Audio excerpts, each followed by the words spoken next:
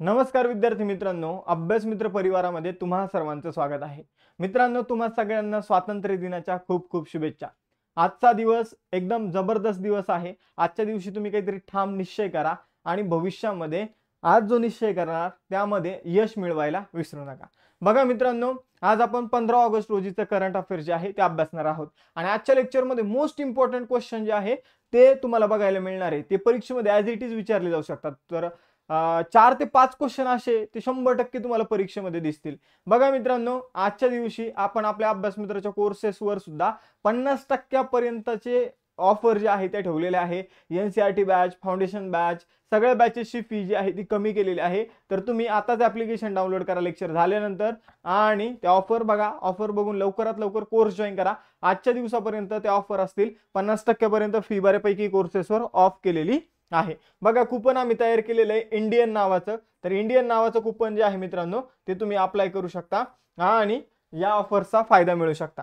बघा मित्रांनो, आजचं जे लेक्चर आहे तर आजचं लेक्चर सुरू करण्या अगोदर आपल्या जे काही नोट्स आहे पॉलिटिक्सच्या म्हणा, इकॉनॉमिक्सच्या म्हणा, त्यानंतर करंट अफेअर्सच्या म्हणा, या अभ्यास मित्र ॲप्लिकेशनमध्ये तुम्हाला उपलब्ध झालेले आहे. ते तुम्ही तिथून PDF स्वरूपात डाउनलोड करू शकता, त्याची झेरॉक्स मारू शकता आणि अभ्यास करू शकता. बघा, अर्थशास्त्राच्या ज्या काही प्रॉपर नोट्स आहे त्या तुम्हाला उद्या सकाळी उपलब्ध होऊन जाईल. ज्यांनी परचेस केला असेल तर आता फक्त आपण सॅम्पल कॉपी दिली होती, पण आता तुम्हाला उद्या प्रॉपर नोट्स मिळून जाईल. ज्यांनी परचेस केलेले नाही, फक्त 99 रुपये, त्यांनी परचेस करून ठेवा फास्ट एकदम. यानंतर बघा मित्रांनो, आपलं अभ्यास मित्राचं जे काही ॲप्लिकेशन आहे तर ते डाउनलोड करा. यामध्ये सगळे एकदम कमी प्राइसचे, रिजनेबल प्राइसचे, अफोर्डेबल प्राइसचे कोर्सेस तुम्हाला दिसतील. त्याचबरोबर या टेलिग्राम चॅनल जॉईन करा. याच्यावर तुम्हाला या लेक्चरची PDF बघायला मिळेल. त्याचबरोबर इन्स्टाच्या पेजला फॉलो करायला विसरू नका. अभ्यासविषयक कंटेंट तुम्हाला त्यावर बघायला मिळेल. तर आज आपण 15 ऑगस्ट रोजीचं करंट अफेअर्स या ठिकाणी अभ्यासणार आहोत. बघा, पहिला क्वेश्चन आहे, NHPC लिमिटेडचे अध्यक्ष आणि व्यवस्थापकीय संचालक म्हणून कोणाची नियुक्ती करण्यात आलेली. तर बघा मित्रांनो, NHPC ही जी काही कंपनी आहे, national hydro electric power corporation, या कंपनीचे नवीन जे काही अध्यक्ष आणि व्यवस्थापकीय संचालक त्यांनाच आपण चीफ मॅनेजिंग डायरेक्टर म्हणून ओळखतो. तर ते बनलेले आहे राजकुमार चौधरी.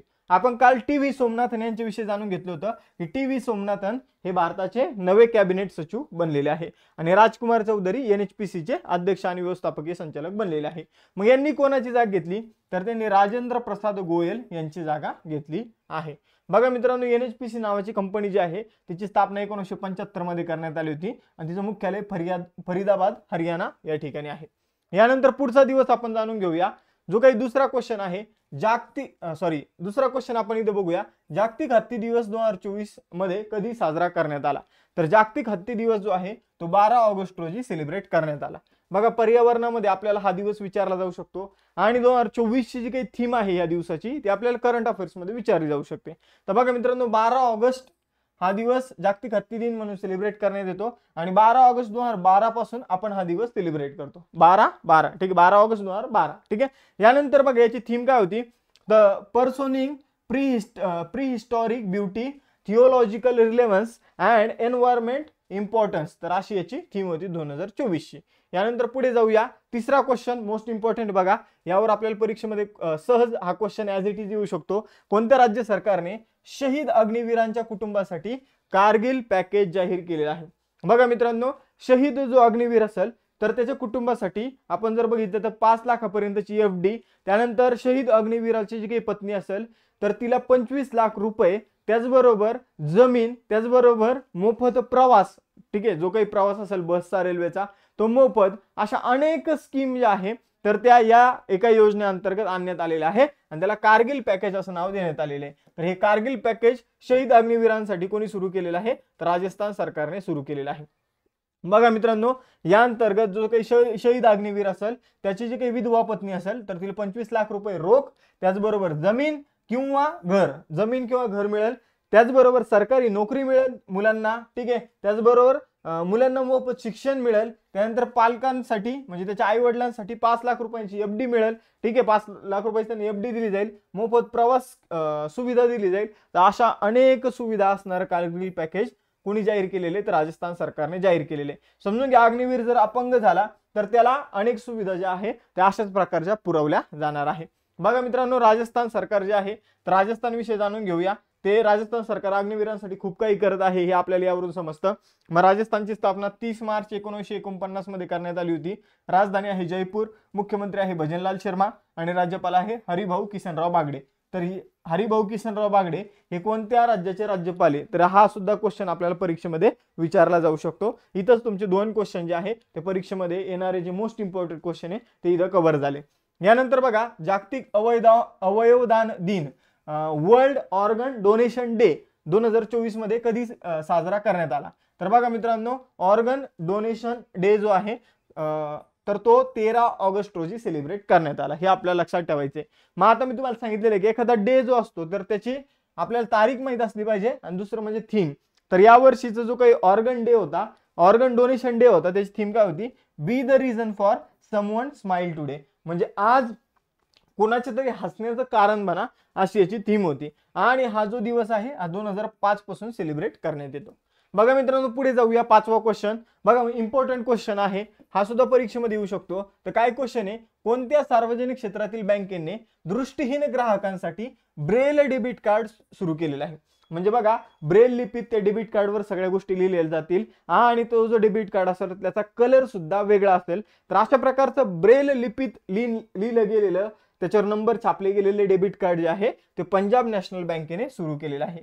तर तुम्हाला हा उपक्रम कसा वाटला आणि याचा फायदा काय होणार आहे, तर फायदा असा होणार आहे की समजून घ्या की एकदम असं सांगू शकतो आपण की जे काही दृष्टीहीन व्यक्ती असणार आहे तर ते एकदम समजून घ्या की त्यांना सुद्धा वाटेल की बँक आपल्यासाठी काही करत आहे आणि त्यांना एक आर्थिक सुरक्षा जी आहे ती याच्या माध्यमातून प्राप्त होणार आहे. तर हा मुद्दा आपल्याला लक्षात ठेवायचा आहे. पंजाब नॅशनल बँकेने जे ब्रेल डेबिट कार्ड जे आहे ते जाहीर केलेले आहे. ठीक आहे, हे जे डेबिट कार्ड आहे हे सहजरित्या दृष्टीहीन व्यक्तींना ओळखता येणार आहे. यानंतर पुढे जाऊया. पंजाब नॅशनल बँक जी आहे तर 19 मे 1894 मध्ये भारतीयांनी स्थापन केलेली पहिली बँक कोणती, तर ती आहे पंजाब नॅशनल बँक. हिचं मुख्यालय जे आहे ते नवी दिल्ली या ठिकाणी आहे आणि एमडी आणि सीईओ अतुल कुमार गोयल हे आहे. यानंतर पुढे जाऊया. 6वा question, national institutional ranking framework 2024 नुसार एकूण श्रेणीमध्ये देशातील सर्वोत्तम संस्था कोणती आहे. तर बघा मित्रांनो, जवळपास 13 श्रेणी, म्हणजे 13 श्रेणीमध्ये विद्यापीठ येतात, महाविद्यालय येतात, ठीक आहे, वेगवेगळ्या प्रकारची कॉलेज येतात. या सगळ्या श्रेणींमध्ये टॉपची जी काही एज्युकेशन आपण म्हणूया संस्था जी आहे, एज्युकेशन इन्स्टिट्यूट जे आहे ते कोण ठरलेलं आहे, तर बघा मित्रांनो, IIT मद्रास जी आहे ती देशाची सर्वोत्तम शिक्षण संस्था म्हणून ती पहिल्या क्रमांकावर आलेली आहे.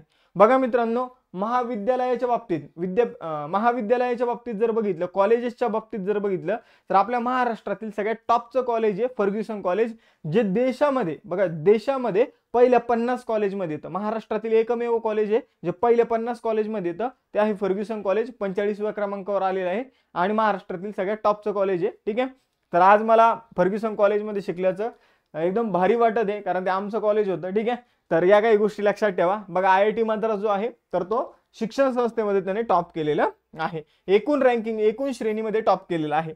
तशा वेगवेगळ्या श्रेणी जसं की मॅनेजमेंट व्यवस्थापन श्रेणीमध्ये जे काही आपण म्हणतो जे काही MBA कर, ठीक आहे, तर मॅनेजमेंटचे जे काही कोर्सेस असतात त्यामध्ये IIM अहमदाबादने टॉप केलेलं आहे. ठीक आहे, तर हा मुद्दा लक्षात ठेवा. जवळपास 13 श्रेणी होतात, त्यामध्ये विद्यापीठ होते, वैद्यकीय कॉलेजेस होते, मेडिकल कॉलेज, इंजिनिअरिंग कॉलेज, ठीक आहे, व्यवस्थापन कॉलेज म्हणजे मॅनेजमेंट कॉलेज, लॉ कॉलेज, ठीक आहे, असे बरेचसे कॉलेज होते. ते सगळ्यांमध्ये IIT मद्रासने टॉप केलेलं आहे आणि 2019 पासून 2023 पर्यंत या मागच्या काही वर्षांमध्ये सुद्धा तीच पहिल्या क्रमांकावर राहिलेली आहे. त्यानंतर बघा, मोस्ट इम्पॉर्टंट क्वेश्चन, अगेन मी म्हटलं ना आजच्या लेक्चरमध्ये खूप सारे इम्पॉर्टंट क्वेश्चन आहे. जसं की युद्ध सरावावरून आपल्याला प्रश्न विचारला जातो आणि एका युद्ध सरावावर ऑलरेडी क्वेश्चन येऊन गेलेला आहे, तो म्हणजे मित्रशक्ती युद्ध सराव. तर 10वा मित्रशक्ती युद्ध सराव कुठे आयोजित करण्यात आला. बघा मित्रांनो, 10वा मित्रशक्ती युद्ध सराव श्रीलंकेमध्ये आयोजित करण्यात आला, मदुरू ओया, ठीक आहे, मदुरू ओया या ठिकाणी 10वा मित्रशक्ती युद्ध सराव जो आहे तो आयोजित करण्यात आला. आपल्याला फक्त श्रीलंका लक्षात ठेवायचं. मग आता या युद्ध सरावाबाबत मेन गोष्टी सांगतो की आपल्या कोणत्या सैन्याच्या तुकडीने यामध्ये सहभाग घेतला, तर राजपुताना रायफल्सने यामध्ये सहभाग घेतला. त्यानंतर बघा, हा कितवा युद्ध सराव होता, तर हा 10वा युद्ध सराव होता. हा युद्ध सराव दरवर्षी होतो, दर 2 वर्षांनी हा युद्ध सराव दरवर्षी आयोजित करण्यात येतो. हा एक वार्षिक युद्ध सराव आहे. 2023च्या नोव्हेंबर महिन्यामध्ये हा कुठे झाला होता, तर पुण्यामध्ये झाला होता. मग आपल्याला राज्यसेवेचा आता जो पुढचा पेपर असेल, ठीक आहे, मी बाकी एक्झामचा म्हणत नाही, राज्यसेवेचा पेपर ऑलरेडी सेट झालेला आहे मग मित्र शक्ती युद्ध सरावावर जर प्रश्न आला तर तो 2023 मित्र शक्ती युद्ध सरावावर आपल्याला प्रश्न विचारला जाऊ शकतो. आणि मग आपल्याला नोव्हेंबर 2023 मध्ये कुठे झाला होता, पुण्यामध्ये. तो कितवा असेल तर तो 9वा असणार आहे. ठीक आहे. आणि हा युद्ध सराव कधी सुरू करण्यात आला होता, 2012 मध्ये. यानंतर पुढे जाऊया. 8वा क्वेश्चन, भारतातील पहिला मिथेन खाणारे जे काही जीवाणू आहे, मिथेनोट्रॉप्स, कुठे सापडले आहे? तर मिथेन आपण त्याला CH4 या नावाने ओळखतो. ठीक आहे. कार्बनचा एक अणू आणि हायड्रोजनचे 4 अणू मिळून जो काही वायू तयार होतो तो मिथेन आहे. मिथेन काय करत असतो, तर जे काही ग्लोबल वॉर्मिंग होतं, पृथ्वीचं तापमान वाढवण्यामध्ये कार्बन डायऑक्साईड पेक्षा जास्त घातक असलेला जो काही वायू आहे तो मिथेन आहे. मग हा मिथेन जो आहे, तर मिथेनला खाणारा मिथेनोट्रॉप्स नावाचा जीवाणू, बॅक्टेरिया कुठे सापडलेला आहे? तर मिथेनोट्रॉप्स नावाचा बॅक्टेरिया जो आहे तो पश्चिम घाटामध्ये सापडलेला आहे. आणि भारतात पहिल्यांदाच अशा प्रकारचा बॅक्टेरिया सापडला. यापूर्वी जगामध्ये ऑलरेडी सापडला होता, पण भारतात पहिल्यांदाच सापडला, तो पश्चिम घाटामध्ये सापडलेला आहे. बघा मित्रांनो, MACAS आगरकर रिसर्च इन्स्टिट्यूट, आपल्याला आगरकर रिसर्च इन्स्टिट्यूट लक्षात ठेवायचे, ARI. तर यांच्या शास्त्रज्ञांनी मिथेनोट्रॉप्सला शोधलेला आहे पश्चिम घाटामध्ये. ठीक आहे. तर भारतातील पहिल्या स्वदेशी मिथेन खाणारी बॅक्टेरियाचा शोध लागलेला आहे. आता हा जो बॅक्टेरिया आहे, जिथं मिथेन आणि ऑक्सिजन दोन्ही वायू असलेले जे वातावरण असतं त्या वातावरणामध्ये हा आपल्याला बघायला मिळतो. ठीक आहे. आणि कार्बन डायऑक्साईड पेक्षा 26 पट जास्त ग्लोबल वॉर्मिंग करण्यामध्ये मिथेन वायूचा हात आहे. मग या बॅक्टेरियाचा जो काही वापर आहे तो आपण मिथेनचं प्रमाण कमी करण्यासाठी करू शकतो. यानंतर पुढे जाऊया मित्रांनो. 9वा question, film and television institute of इंडियाच्या संचालकपदी कोणाची नियुक्ती करण्यात आली? Again most important question. बघा, film and television institute of इंडियाच्या संचालकपदी धीरज सिंग यांची नियुक्ती करण्यात आली. मग यांनी कोणाची जागा घेतली? तर यांनी संदीप शहारे यांची जागा घेतलेली आहे. बघा मित्रांनो, FTI एक महत्वाची संस्था आहे, पुण्यामध्ये आहे. का महत्वाचं म्हणतोय मी? कारण पुण्यामध्ये एक महत्वाची राष्ट्रीय लेवलवरची संस्था आहे आणि ती पुण्यामध्ये, म्हणून त्याचे आपल्याला महासंचालक लक्षातच ठेवायचे. तर ते कोण बनलेले? धीरज सिंग. कोणाची जागा घेतली? संदीप शहारे. किती वर्षासाठी नियुक्ती झाली? 5 वर्षासाठी. आणि धीरज सिंग हे 1995च्या जे काही भारतीय माहिती सेवा अधिकारी जे आहे तर त्या बॅचचे एक अधिकारी आहे असं आपल्याला म्हणता येईल. त्याचबरोबर PIB वेबसाईट तुम्ही ऐकली असेल, प्रेस इन्फॉर्मेशन ब्युरो, तर त्याचे सुद्धा अतिरिक्त महासंचालक कोण आहे? तर धीरज सिंग हे आहे. यानंतर पुढे जाऊया. मग FTI ची स्थापना 1960 मध्ये पुणे महाराष्ट्र येथे करण्यात आली होती. यानंतर 10वा क्वेश्चन, स्वित्झर्लंड मधील 77व्या लोकार्नो फिल्म फेस्टिवल 2024 मध्ये पार्डो अल्ला कॅरियरा पुरस्काराने सन्मानित होणारे पहिले भारतीय व्यक्ती कोण आहे? तर बघा मित्रांनो, स्वित्झर्लंड येथे लोकार्नो फिल्म फेस्टिवल आयोजित सध्या सुरू आहे 77व. तर त्यामध्ये एक पुरस्कार दिला गेलेला आहे, पार्डो अल्ला कॅरियरा पुरस्कार. तर हा पुरस्कार पहिल्यांदा एका व्यक्तीला मिळालेला आहे, ते अभिनेते आहे मित्रांनो शाहरुख खान.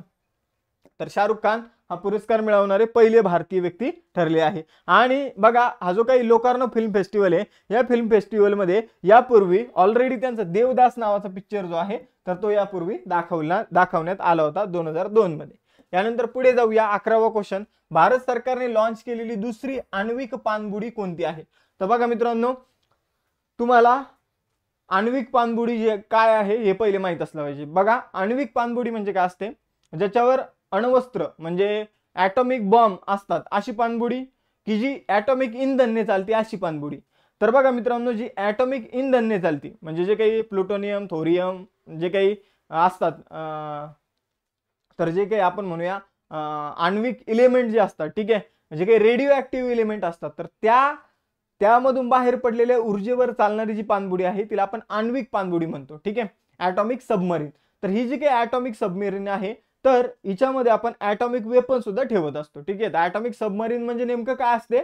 तर जी आपण म्हणूया आण्विक ऊर्जेवर चालते तिला ॲटॉमिक सबमरीन म्हटलं जातं. आणि आपण साध्या पाणबुडीमध्ये सुद्धा आण्विक शस्त्र ठेवू शकतो, म्हणून असं नाही की आण्विक शस्त्र असणारी आण्विक पाणबुडीच असली पाहिजे.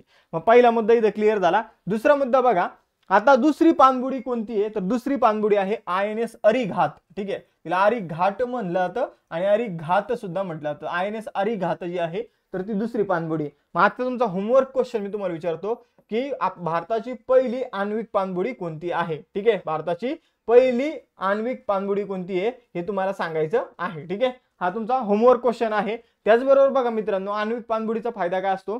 तर बाकीच्या ज्या पाणबुड्या असतात, बाकीच्या ज्या डिझेल वगैरेवर चालतात, तर त्या पाणबुड्यांना कंटिन्यू इंधन भरण्यासाठी किनाऱ्यावर यावं लागतं, पण ही आण्विक ऊर्जेवर चालते म्हणून ही जास्त दिवस पाण्यामध्ये राहू शकते, तो हिचा बेनिफिट असतो. यानंतर पुढे जाऊया बघा.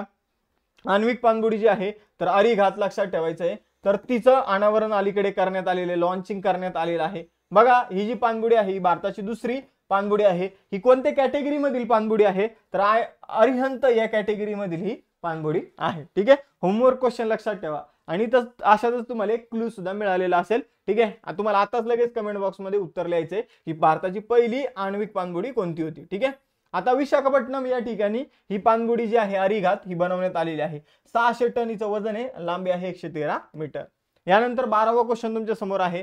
2024 साली कोणत्या राज्यातील शिवपुरी जनपद पंचायतीमध्ये देशातील पहिली पीएम जनमन कॉलनी बांधण्यात आलेली आहे. तर मित्रांनो बघा, आदिवासी बांधवांसाठी जनमन कॉलनी म्हणून एक उपक्रम सरकार राबवत आहे आणि बघा यामध्ये सगळ्यात पुढे असेल तर ते राज्य आहे मध्य प्रदेश. मध्य प्रदेशने जवळपास 22,000 जनमन कॉलनी अंतर्गत 22,000 घरं जी आहे ती निर्माण केलेली आहे. कुणासाठी तर आपल्या आदिवासी बांधवांसाठी. मग इथं जर बघितलं तर पीएम जनमन कॉलनी जी आहे तर ती कुठे बांधण्यात आलेली आहे अलीकडे मध्य प्रदेशमध्ये. कुठं तर शिवपुरी हे ठिकाण कुठे, शिवपुरी पंचायत कुठे तर मध्य प्रदेशमध्ये आहे. बघा मित्रांनो, आपण जर इथे बघितलं तर मध्य प्रदेशात एकूण 1,13,433 जनमन घरं बांधण्यात येणार आहे. ठीक आहे, आणि आपण जर बघितलं त्यातली त्यांनी 22,000 घरं ऑलरेडी बांधलेली. दुसऱ्या क्रमांकावर जे आहे त्यांनी फक्त 1600 घरं बांधलेली आहे. दुसऱ्या क्रमांकावर ओरिसा. म्हणजे बघा मध्य प्रदेश किती पुढे आहे. ठीक आहे, त्यानंतर जर बघितलं तर तिसऱ्या क्रमांकावर छत्तीसगड आहे, त्यांनी फक्त 526 घरं बांधलेली आहे. आणि त्यानंतर जर आपण बघितलं तर त्यानंतर राजस्थान इथं 87 घरं बांधून चौथ्या क्रमांकावर. मग आता मध्य प्रदेश विषयी जाणून घेऊया. 1 नोव्हेंबर 1956 ला स्थापना, भोपाळला राजधानी, मोहन यादव मुख्यमंत्री, मंगूभाई पटेल जे आहे ते राज्यपाल आहे. त्यानंतर बघा 13वा क्वेश्चन, 2024 मध्ये ग्लोबल वुमन्स कबड्डी लीग कोणत्या राज्यात आयोजित करण्यात येणार आहे. तर बघा मित्रांनो, ग्लोबल वुमन कबड्डी लीग जी आहे यामध्ये अनेक देशांच्या महिला कबड्डी खेळाडू सहभाग घेणार आहे. ही जी काही ग्लोबल वुमन कबड्डी लीग जी आहे ती हरियाणामध्ये आयोजित करण्यात येणार आहे. तर बघा मित्रांनो, 15हून अधिक देशाचे जे काही महिला खेळाडू आहे त्या यामध्ये सहभाग घेणार आहे आणि कबड्डी लीग आंतरराष्ट्रीय दर्जाचा खेळ बनवण्याचा आपला प्रयत्न आहे.